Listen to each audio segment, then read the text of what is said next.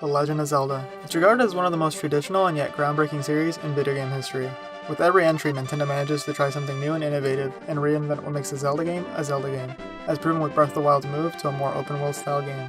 With the Link's Awakening remake and more recently announced Cadence of Hyrule, Nintendo continues to prove that they draw their own line and fly over it with a trusty Cucco. And it got me thinking, what do I want to see in the next Zelda game? And what are the things I want to see return to the series? Hey everyone, I'm Plezro, and today I want to share with you my top 5 things I want to see in the next Zelda game. Keep in mind that this is my personal opinion, and you may not agree with everything on the list, so let me know what you think in the comments below. With that being said, let's get started.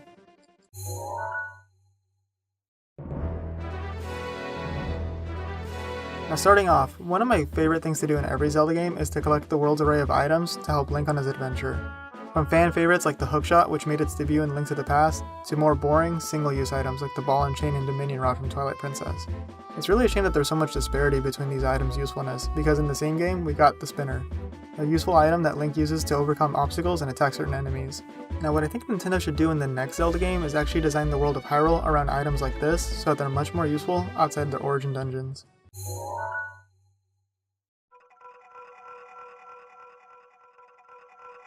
Now with Breath of the Wild, we got one of the biggest shakeups of the Zelda formula, which was the lack of dungeons in lieu of shrines, and it allowed the players to complete any of the shrines that they found in the overworld, granted they had the skill and patience to do so.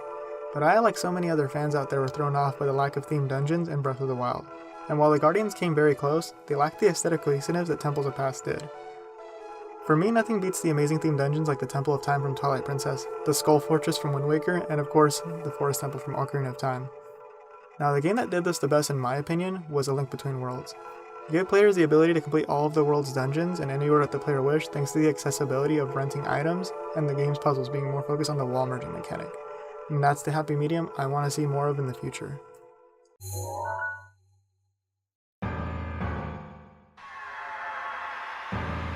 Now I know, it's a hard ask to replace the ultimate King of Evil, but I feel like Ganondorf has seen more than his fair share of Zelda games as the main antagonist. Now throughout the ages, we've also had other villains oppose our heroes. In Minish Cap and Four Swords, we got the evil Wind Mage Vadi, and in Majora's Mask, we got the maniacal Majora, who tortured the citizens of Termina. Not that I think that Ganondorf has gotten bland or stale or anything, but I feel like when we get different villains, we also get different motivations to defeat them. My best example would probably be Zant, from Twilight Princess.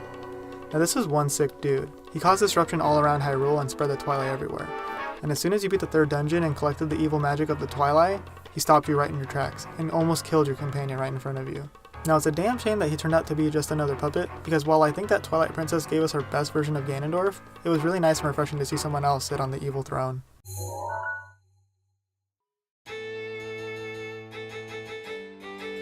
Now we know that Nintendo's more than happy to try out new art styles. Every game since Wind Waker has looked relatively different from the one before it, bringing with it a new design for Link, Zelda, and the world of Hyrule. We're already seeing the differing opinions on the Link's Awakening remake, but what if Nintendo took it one step further and gave us a different hero? Now when the first trailer for Breath of the Wild dropped, fans speculated that we were seeing a different Link take up the mantle for the first time. And in Hyrule Warriors, we saw the introduction of Linkle, a badass heroine with dual-wielding crossbows. I don't think it would be too surprising to see a different hero in green clothing. Maybe they'll play it safe and do a callback to Majora's Mask and Twilight Princess with different forms, or go a completely different direction and make Princess Zelda the hero. The Legend of Zelda is as much traditional as it is about breaking the mold, and I for one would definitely be excited about the possibilities.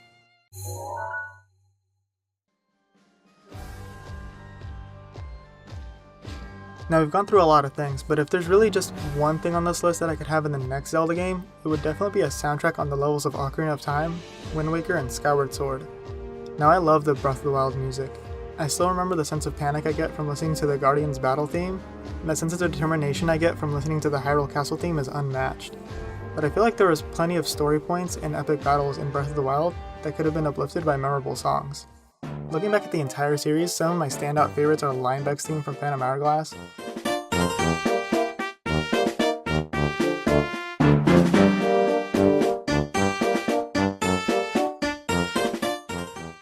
the Skull Dungeon theme from Oracle of Ages,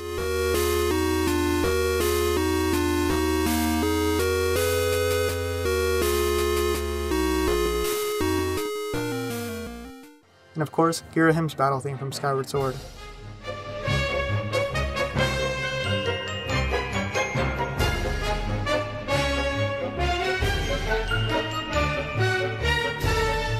Now Now this one's really important to me because I love listening to the Zelda soundtracks on my off time, whether I'm working, on my commute, or just making some art. And sharing my favorite songs and covers with coworkers and friends is something I do every day, and I love listening to what theirs are. And that's what makes a memorable soundtrack number 1. Hey everybody, thanks so much for watching my list of the top 5 things I want to see in the next Zelda game. If you liked the video, please all over that like button, and if you want to see more from me, subscribe. As a side note, I also stream over on Twitch on Tuesdays and Thursdays, so I hope I'll see you there. Until next time, I'm Pwizro, signing off.